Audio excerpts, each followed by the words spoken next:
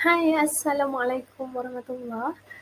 Hari ini kita akan membentangkan tentang delinquen dari sudut latar belakang sosial.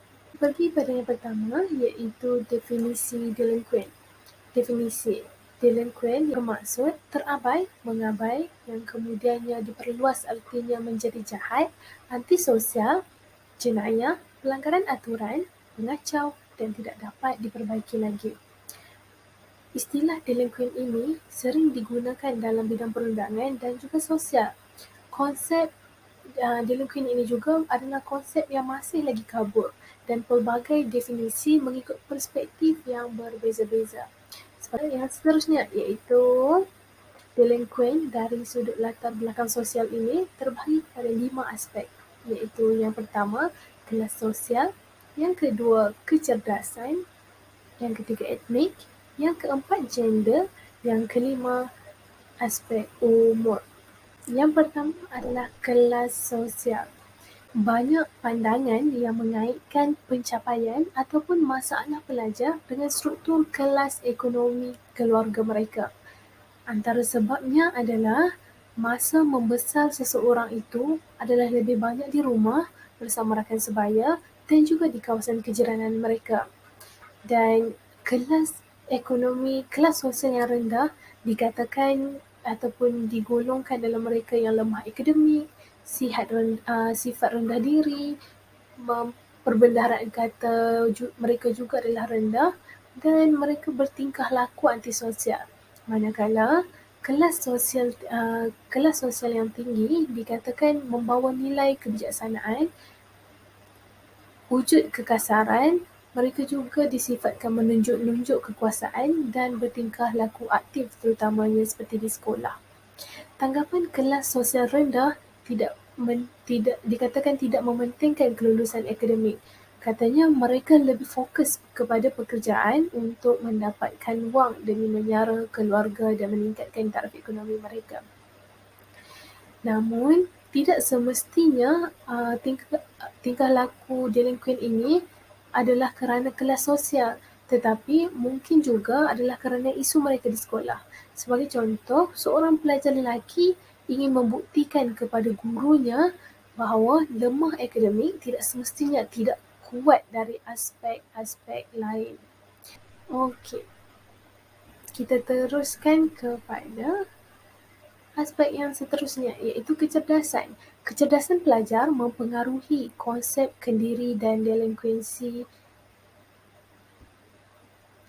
kanak-kanak yang mempunyai tahap kecerdasan yang rendah dan mempunyai masalah mental lebih cenderung menjadikan mereka yang melakukan kesalahan.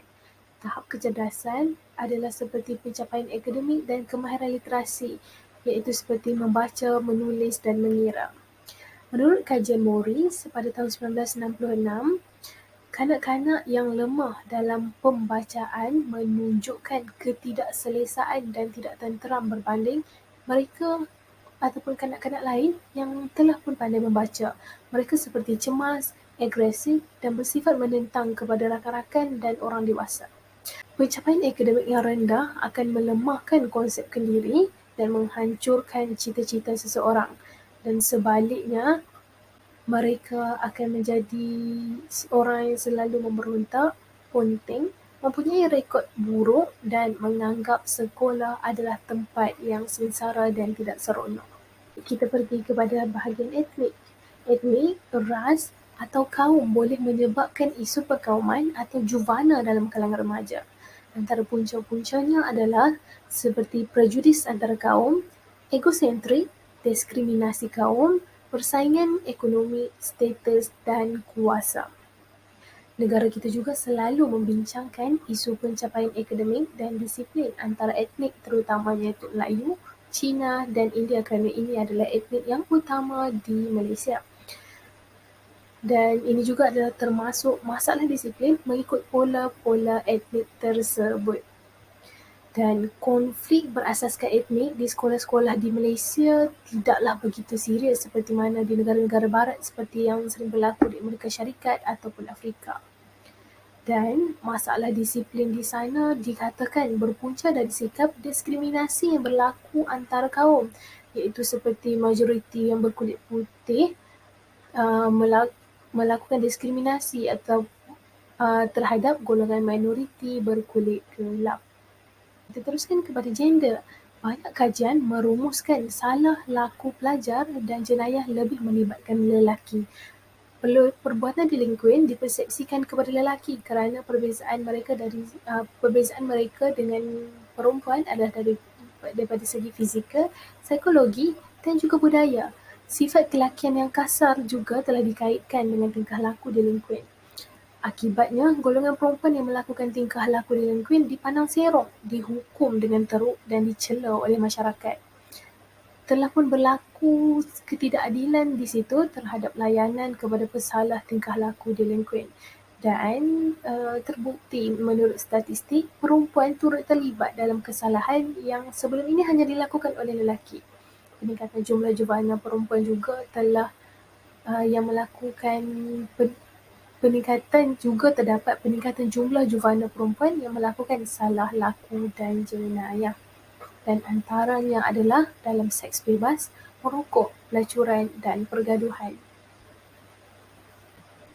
Okey, pada aspek yang terakhir iaitu umur, aspek yang kelima. Faktor ini ataupun faktor umur yang boleh mempengaruhi tahap keaktifan individu sama ada semakin aktif atau kurang melakukan salah laku jenayah. Peningkatan umur iaitu aging out process seperti umur 13 hingga 16 tahun mudah dan aktif melakukan delinkuan. Manakala dalam umur seperti awal 40-an mungkin telah mula kurang ataupun berhenti melakukan jenayah, iaitu proses ini dipanggil proses berhenti, desistance from crime, ataupun berubah secara tiba-tiba, iaitu spontaneous remission. Dan kemungkinan terus melakukan jenayah tetaplah ada kerana dipengaruhi oleh faktor peribadi dan persekitaran. Setakat ini dulu daripada saya, kita akan sambung pada pembentangan yang lain. Sekian, terima kasih.